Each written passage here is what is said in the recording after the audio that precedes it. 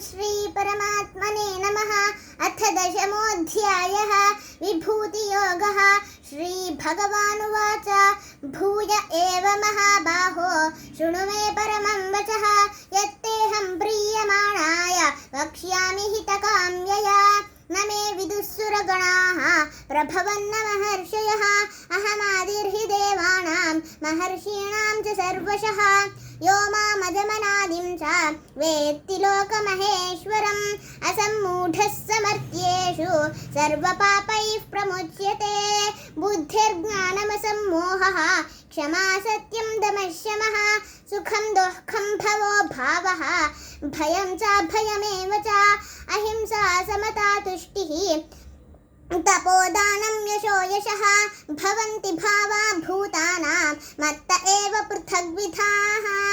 अर्जुन उवाच पश्यामि देवांस्तव देवदेहे सर्वांस्तथा भूतविशेषसङ्खान् ब्रह्माणमीशं कमलासनस्थं ऋषींश्च सर्वानुरगांश्च दिव्यान् अनेकबाहूदरवक्त्रनेत्रं पश्यामि त्वा सर्वतोऽनन्तरूपं नान्तं न मध्यं न पुनस्तवादिं पश्यामि विश्वेश्वर विश्वरूप। किरीटिनं गदिनं चक्रिणं च तेजो राशिं सर्वतो दीप्तिमन्तं पश्यामि त्वां दुर्निरीक्ष्यं समन्तात् दीप्तानलार्काद्युतिमप्रमेयं त्वमक्षरं परमं वेदितव्यं त्वमस्य विश्वस्य परं निधानं त्वमव्ययः शाश्वतधर्मगोप्ता सनातनस्त्वं पुरुषो मतो मे। अनादिमध्यान्तमनन्तवीर्यम् अनन्तबाहुं शशिसूर्यनेत्रं पश्यामि त्वां दीप्तहुताशवक्त्रं स्वतेजसा विश्वमिदं तपन्तम्। ॐ श्री परमात्मने नमः। अथ द्वादशोऽध्यायः भक्तियोगः। अर्जुन उवाच एवं सततयुक्ता ये भक्तास्त्वां पर्युपासते ये चाप्यक्षरमव्यक्तं तेषां के योगवित्तमाः। श्रीभगवानुवाच मय्यावेश्य मनो ये मां नित्ययुक्ता उपासते श्रद्धया परयोपेताः ते मे युक्ततमा मताः। ये त्वक्षरमनिर्देश्यम् अव्यक्तं पर्युपासते सर्वत्र गमचिन्त्यं च कूटस्थमचलं ध्रुवं सन्नियम्येन्द्रियग्रामं सर्वत्र समबुद्धयः ते प्राप्नुवन्ति मामेव सर्वभूतहिते रताः। क्लेशोऽधिकतरस्तेषाम् अव्यक्तासक्तचेतसाम् अव्यक्ता हि गतिर्दुःखं देहवद्भिरवाप्यते। ॐ श्री परमात्मने नमः। अथ त्रयोदशोऽध्यायः क्षेत्रक्षेत्रज्ञविभागयोगः। श्रीभगवानुवाच इदं शरीरं कौन्तेय क्षेत्रमित्यभिधीयते एतद्यो वेत्ति तं प्राहुः क्षेत्रज्ञ इति तद्विदः। क्षेत्रज्ञं चापि मां विद्धि सर्वक्षेत्रेषु भारत। क्षेत्रक्षेत्रज्ञयो ज्ञानं यत्तज्ज्ञानं मतं मम तत्क्षेत्रं यच्च यादृक् च यद्विकारि यतश्च यत् स च यो यत्प्रभावश्च तत्समासेन मे शृणु। ऋषिभिर्बहुधा गीतं छन्दोभिर्विविधैः पृथक् ब्रह्मसूत्रपदैश्चैव हेतुमद्भिर्विनिश्चितैः। महाभूतान्यहङ्कारः बुद्धिरव्यक्तमेव च इन्द्रियाणि दशैकं च पञ्चचेन्द्रियगोचराः। ॐ श्री परमात्मने नमः। अथ चतुर्दशोऽध्यायः गुणत्रयविभागयोगः। श्रीभगवानुवाच परं भूयः प्रवक्ष्यामि ज्ञानानां ज्ञानमुत्तमं यज्ञात्वा मुनयः सर्वे परां सिद्धिमितो गताः। इदं ज्ञानमुपाश्रित्य मम साधर्म्यमागताः सर्गेऽपि नोपजायन्ते प्रलयेन व्यथन्ति च मम योनिर्महद्ब्रह्म तस्मिन् गर्भं दधाम्यहं सम्भवः सर्वभूतानां ततो भवति भारत। सर्वयोनिषु कौन्तेय मूर्तयः सम्भवन्ति याः तासां ब्रह्म महद्योनिः अहं बीजप्रदः पिता सत्वं रजस्तम इति गुणाः प्रकृतिसम्भवाः ते गुणाः प्रकृतिसम्भवाः निबध्नन्ति महाबाहो देहे देहिनमव्ययम्। ॐ श्री परमात्मने नमः। अथ पञ्चदशोऽध्यायः पुरुषोत्तमप्राप्तियोगः।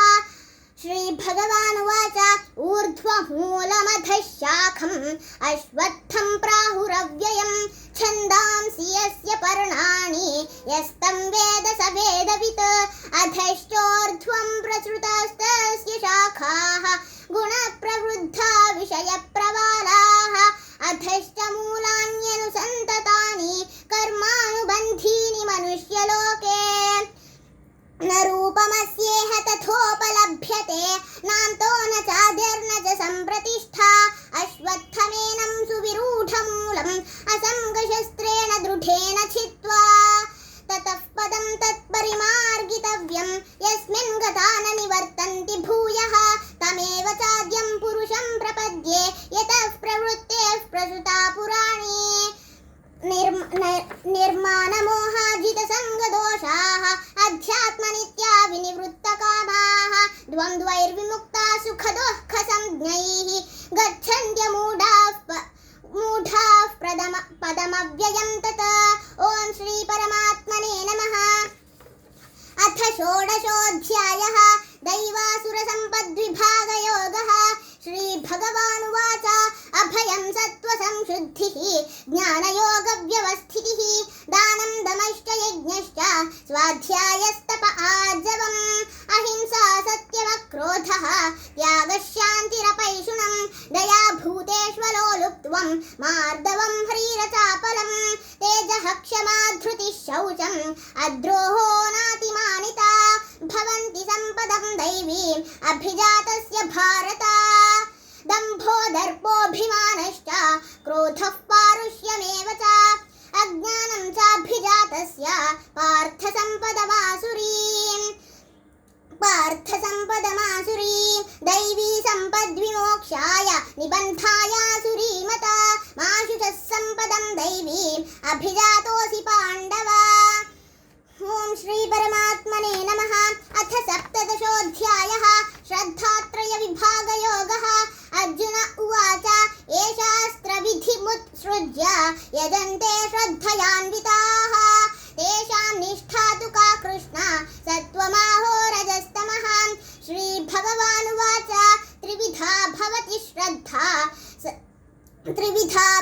श्रद्धा देहिनां सा स्वभावजा सात्विकी राजसी चैव तामसी चेति तां शृणु सत्त्वानुरूपा सर्वस्य यो यच्छ्रद्धा भवति भारत श्रद्धामयोऽयं पुरुषः यो यच्छ्रद्धः स एव सः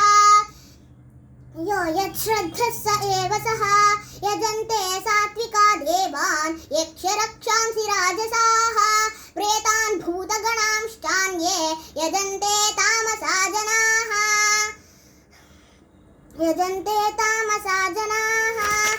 अशास्त्रविहितं घोरं तप्यन्ते ये तपोजनाः दम्भाहंकारसंयुक्ताः कामरागबलान्विताः। ॐ श्री परमात्मने नमः। अथ अष्टादशोऽध्यायः मोक्षसंन्यासयोगः।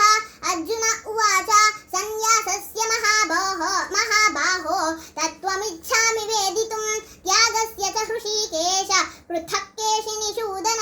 श्रीभगवानुवाच काम्यानां कर्मणां न्यासं सन्न्यासं कवयो विदुः सर्वकर्मफलत्यागं प्राहुस्त्यागं विचक्षणाः त्याज्यं दोषवदित्येके कर्म प्राहुर्मणीषिणः यज्ञदानतपः कर्म न त्याज्यमिति चापरे